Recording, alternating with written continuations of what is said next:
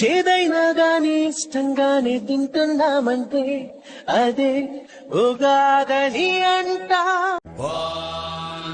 ఏకదంతాయ విద్మహే వక్రతుండాయ ధీమహి తన్నో దంది ప్రచోదయాత్.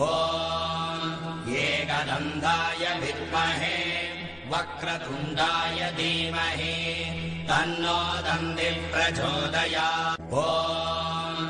ఏకదంతాయ విద్మహే వక్రతుండాయ ధీమహి.